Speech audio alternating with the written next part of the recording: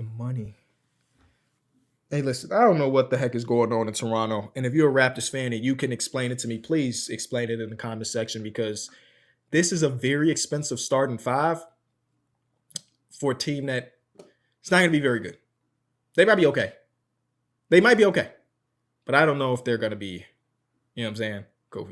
Well, I'll just make this short video today to explain to you all, and also Kenya as well, what the Raptors are thinking and why I feel like a lot of this contract talk is a bit overblown. And obviously, you may think I'm biased. You're a fan. Of course, you're gonna say that, bro. Just be honest. The Raptors have a bleak future. What roster, situation, picks, contracts, assets, everything? Who would you not want to be for the rest of the 2020s if you could pick one team? I have mine. What's yours? The next 4 years, 5 years, I don't want to be Toronto. I don't want to be Toronto because even though Scottie Barnes is better than some of the other team's best players, it's $38.5 million for him. It's $38 million for Brandon Ingram. It's $32.5 million for Quickley. It's $28 million for RJ Barrett. Poeltl, who's fine, $20 million. That's going to go up with the extension. There's no moves here really for Toronto. I'm not gonna lie. When he said that last part, there's no moves over here in Toronto.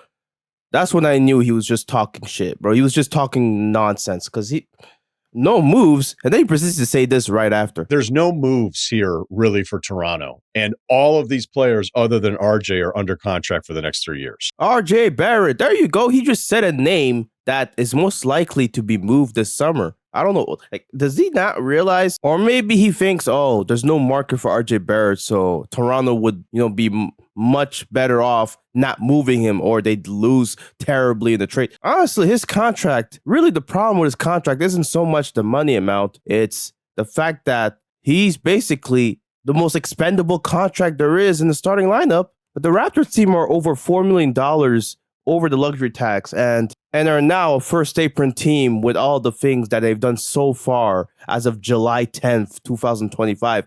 And that's the concern that a lot of people are having. They're saying this team is not good enough to be first apron. So I think, RJ, you don't even have to win the trade. You just have to dump his salary and, get whatever asset you can in return. Hopefully bunch of second rounders at best. A first round would be a cherry on top. I don't care. All I need is for a salary to be dumped. We'd be under the apron. We'd be under the tax. And then after that, I feel like the concerns of money is really just overblown. It really is. Like, people are really looking at these numbers and are operating as if they're still in 2019. But bro, look, there's 3 players making $30 million next season. How can they sustain this? And I think people just don't want to hear the answer because, I'm not gonna lie, it's not really that big of a deal that they're getting paid $30 mil each, right? RJ Barrett, if you dump his salary, you take in less salary. At that point, you're under 80 apron. What the hell is even the cause for outrage? Obviously, people are looking down the line years later, but I can see where a lot of people come from. If, they think the Raptors aren't that good of a team to be paying, 3 players $30+ million, right? There's people projecting the Raptors not even to win above 34 games. I mean, that's just how low a lot of people are on Toronto in general. They're doing a lot of A-level spending on like B- guys. And I think that's where a lot of people are just, quite frankly, putting a cap on what Toronto can do based on the things we've seen from these players individually in past seasons, regardless of what team they played in, right? RJ Barrett, New York, he looked different than he does now in Toronto. Immanuel Quickley is a player that a lot of people, they just don't understand the contract. Why did he get this much money? He's not that good to be earning that much.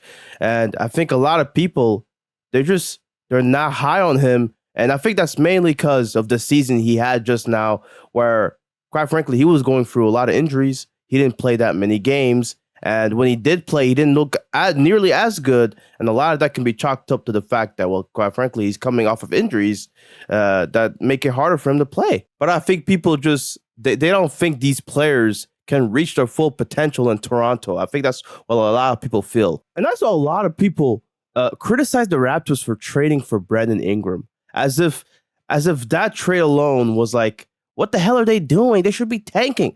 I think there's this mentality around fan bases that if you're not a good team, you should be at the bottom so that, you lock in and get the best picks possible. But what if you're not at the bottom like the Raptors weren't around the season? Well, you get a guy in Brandon Ingram that, quite frankly, he was going through an ankle injury and his recovery process, it was going to be extensive. The big irony, actually, was that the Brandon Ingram trade actually helped the Raptors lose more games because Brandon Ingram really didn't play at all when he got to the Raptors. Bruce Brown and Kelly Olynyk, guys that did get traded for Brandon Ingram, they were actually playing. Not just that, they were actually contributing to some of these wins that we were seeing in January. So even then, the argument for the Raptors, you shouldn't be trading for guys like this. You're trying to be a middle-of-the-pack team. And again, this concept of the Raptors being a middle-of-the-pack team is a concern. Because how else are you going to get better draft picks and get more talent in the door? Isn't BI a crazy talent to begin with? Why are we acting like there are other ways for the team to get more talent in the door? Let's face it, the Raptors are not a free agency destination. Their biggest free agent signing, I think, in history was the Dennis Schroeder signing 2 seasons ago. People, they obviously come from a good place. They want to see the Raptors make smart decisions, especially having seen the last couple of years after that championship. They're on a downturn. They're on a very bad trend. Masai Ujiri just got let go, and quite frankly, he got fired. Let's just be honest about what happened. But Brandon Ingram adds a scoring punch that the Raptors, quite frankly, did not have since Kawhi Leonard left the team. Siakam was the closest player to basically replicate that scoring punch. But the consistency and, quite frankly, the level of trust that the team had in Siakam, I just don't think it was there during his tenure in Toronto. And had he not been traded to the Pacers, he might have been the guy that they were going to lean on for the most part. We've seen in the playoffs. But Brandon Ingram's 3 years younger. And the contract that he just got signed to is $7 million less next season than Siakam is going to get paid. Toronto buying low on Brandon Ingram and what he could potentially be in 2 to 3 years. This may age really well. Brandon Ingram might opt out of his player option and earn even more money for himself. And let's face it, Siakam now, he's not getting any younger. He's 3 years older, 31 now. That's going to be something that is going to play into this. Siakam's an older player, and because he got drafted to Toronto, would have actually been paid more money than the Pacers were able to pay him. So if anything, the Raptors saved money on a player that they hope could, achieve more in terms of offensive prowess than Siakam did. Not just that, but they were able, with the assets they acquired in the Siakam trade, to round up the roster to fit more seamlessly around Scottie Barnes, who they were trying to build around at the time. But now they're making a conscious effort to also fill in the scoring hole that was left on the team with Siakam traded. And by the way, this is no knock on CMB. This guy, when I seen some of its tape, I was like, this is an interesting prospect. But I did not expect the Raptors to pick him. Not just that, I was actually disappointed at first when I seen that they picked him. And quite frankly, the reason why I'm questioning the pick is because they basically picked a guy that is, obviously going to be benched in favor of Scottie Barnes at the 4 position. And quite frankly, the fit around Toronto, they need center play. They need somebody that could play the center position off the bench as a backup. Their backup as of now is Jonathan Mogbo, who's I think 6'7" right now in shoes. That's not something that's going to be sustainable for the Raptors. They need talent at the center position, not just that. But Jakob Poeltl, he's been going through injuries the last 2 years. You pray to God that he doesn't get hurt. Not just that, but the guard position, RJ Barrett, and then you got Grady. If you're high on Grady, that's the move, right? You're going to insert him more into the lineup after you trade RJ Barrett. But you trade RJ Barrett, who are you getting in return? Not sure. People hope Malik Monk is available. People hope it's somebody. But, you basically are going to have to insert guys like Grady Dick and Jacoby Walter into the lineup more. They have Jacoby Walter as a 3. That's mainly because of the position he played throughout the season last year was at that 3 spot. But I'm telling you, there's other needs the roster had that I think the pick was just not going to answer. Like the pick itself is not a bad pick in itself. I just think there are definitely things you could criticize the Raptors front office for doing, and yet that doesn't change the fact that the whole contract, outrage over the Raptors signing all these players on big deals is quite frankly overblown, especially with the new CBA. People are scared of the second apron.